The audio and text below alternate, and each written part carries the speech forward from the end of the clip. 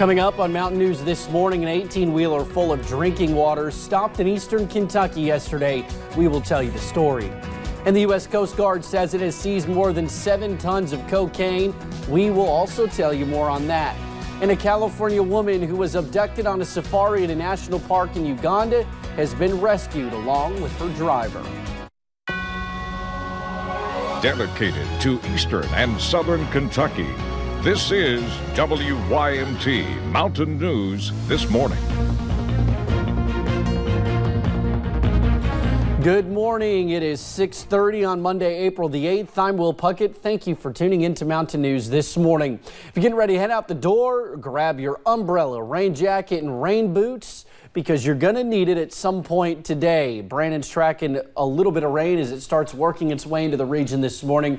Brandon, what are people going to need to know about Monday in general? Well, just again, like you said, take the rain gear because it's going to get soggy at times later today as we take a look at the WIMT camera outside the studios here in Hazard. Not much yet. You can even see a few breaks in the clouds as it gets more line outside. But again, that's not going to last. Same thing over Whitesburg this morning as the streets are still quiet in both cities. We take a look at take a look at Doppler radar. Get my words out here in a second. You can see, though, some showers and storms try to pop up off to the east there in parts of the Big Sandy and a couple of counties there, and down to the west and south, down toward Lake Cumberland. We're seeing more of that action and more of that to come as we head deeper into the daytime hours. Temperatures very mild this morning, 50s and 60s. Yes, you're hearing that right. So jackets not needed except for maybe your rain jacket as you head out today. The weather app forecast, you can get that app on both app stores, and you can see that chances for rain will increase throughout the day as we get into the low 70s. The rest of the forecast is on the way here in just a few minutes. Will?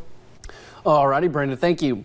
An 18-wheeler full of drinking water stopped in Martin County yesterday. Teamsters Local Union 783 from Louisville distributed more than 24,000 bottles of water.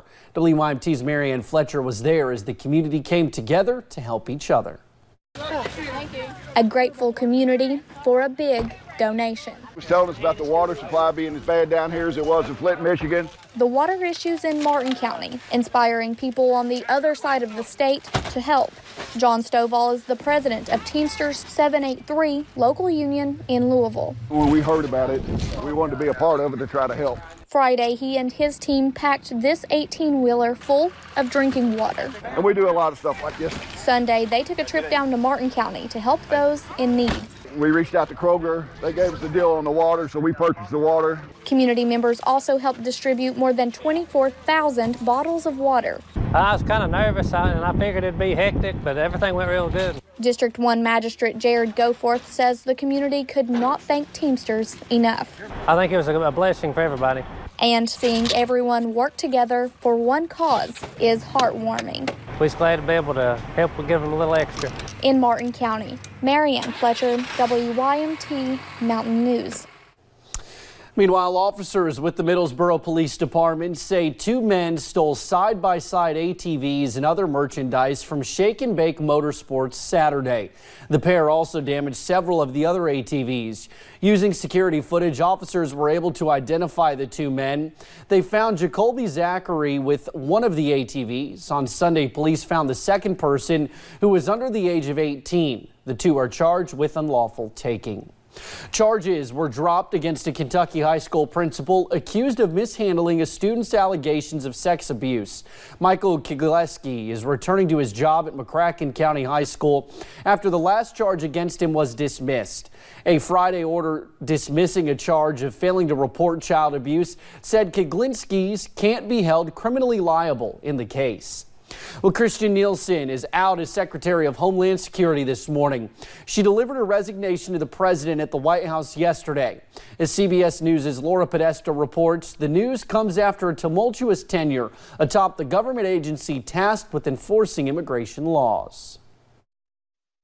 President Trump on Twitter confirmed a shuffle at Homeland Security. He thanked Secretary Kirstjen Nielsen for her service and named Kevin McAleenan, the U.S. Customs and Border Protection Commissioner, her temporary replacement. A source tells CBS News White House senior advisor and immigration hawk Stephen Miller is behind the move, and it's part of a broader overhaul at the department. We face a crisis. During her 16-month tenure, Nielsen drew criticism for enforcing the separation of migrant families at the border. In March, members of the House Homeland Security Committee scrutinized the secretary for her handling of the crisis. And as a member of this committee, you're darn right I'm going to hold you accountable for knowing what's happening at the bottom. Nielsen joined President Trump in Calexico, California, Friday. On Thursday, during a visit to another border city in Arizona, she encouraged Congress to do more to enhance border security. This is entirely unprecedented, and the humanitarian and security crisis will continue to get worse until Congress acts. It's unclear whether Nielsen quit or was forced to leave. Laura Podesta, CBS News. Now, in a series of tweets, Secretary Nielsen thanked DHS employees and told them to keep up the good fight. She will remain as secretary through Wednesday to help with the transition process. Meanwhile, the government says it could take up to 2 years to identify additional immigrant families authorities separated at the southern border. That timeline was revealed for the first time in documents filed Friday night. In January, a government watchdog report revealed there could be thousands of additional families not previously acknowledged by officials. Officials plan to use a combination of data analysis and painstaking manual case reviews to identify the families. Well, the U.S. Coast Guard says it has seized more than 7 tons of cocaine. The drugs were offloaded in San Diego Friday. Officials say its street price would be more than $190 million. The cocaine was taken from 6 suspected smuggling vessels in February and March. Those vessels were intercepted in international waters off the coast of Mexico, Central and South America. Well, Motel 6 will pay a $12 million settlement after giving guest information to federal immigration authorities. Washington State Attorney General's office sued the motel chain for sharing the names and personal information of about 80,000 people without a warrant to ICE agents. The disclosures involved 7 Motel 6 locations between 2015 and 2017. Well, U.S. Immigration and Customs Enforcement is celebrating what it says is its largest raid in a decade. Nearly 300 undocumented workers, many of them women, were arrested at a technology company outside of Dallas. Kaylee Hartung reports.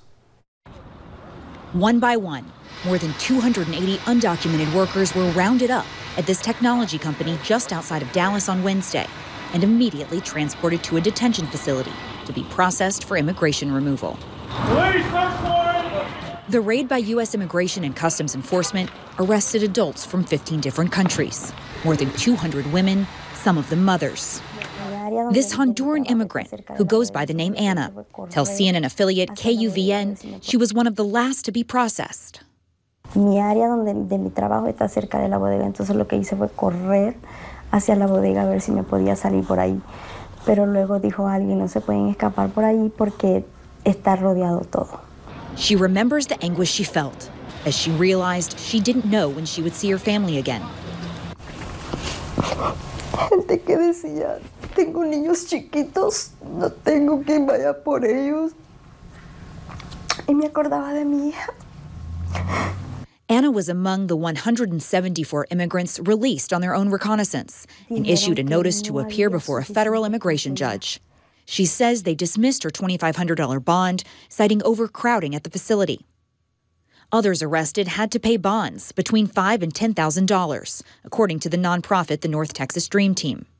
ICE, touting the raid as the largest of its kind since 2008, executed a federal criminal research warrant at a CVE Technology Group facility and 4 of its staffing companies after receiving tips that the electronics equipment repair company may have been hiring undocumented workers. In a statement to the New York Times, Edward Cho, the chief executive of CVE Technology Group, said, "We are cooperating with the authorities and intend to continue doing so. We are also focused on providing support to impacted employees and their families for whom this is a profoundly upsetting development." Despite being free for now, undocumented workers like Anna face an uphill battle to fight their deportation, a battle that could end up separating their families. We've reached out to the U.S. Attorney's Office for the Eastern District of Texas to inquire if the owners of this technology company will be facing any charges for employing undocumented workers, but our efforts have been unsuccessful. Kaylee Hartung, CNN, Atlanta. Now, a California woman who was abducted on a safari in a national park in Uganda has been rescued, along with her driver, in the bordering Democratic Republic of Congo.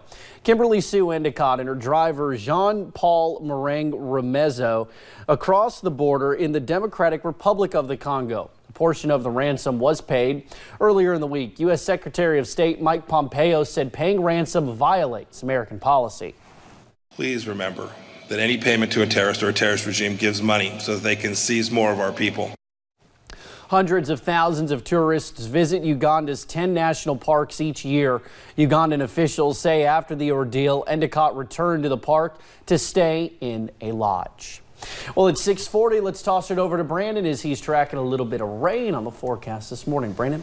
Yeah, unfortunately, we're going to continue to see that increase in coverage throughout the day. We're already seeing some of that pop up across the area on the last 6 hours as a satellite radar loop. A lot of green coming into southern Kentucky, and there's a lot more where that's coming from, coming up out of the south, riding along a frontal boundary. So we're going to continue to see that coverage increase throughout the day. Temperatures, though, I tell you, it is mild this morning, almost feeling almost summer-like this morning. But again, 50s and 60s across the board. 55 in Somerset is the coolest spot in the region this morning. 68 in Middlesboro. You take a look at the state view. 62 there at Clarksville, 61 in Bowling Green, and 57 back over toward London this morning. Today's headlines: we are going to see a soggy Monday on tap. Sunshine will return, though, as we head deeper into the week, and that warm trend continues at least through the end of the week. Will? All righty, Brandon, thank you. Well, don't go anywhere. We will have stories trending on WYMT.com next. As always, thank you for joining us right here on Mountain News this morning. A new tomb was recently discovered in Egypt. We will tell you what they found inside. And an interesting combination. We will tell you about a German ice cream dish made to look like a plate of spaghetti.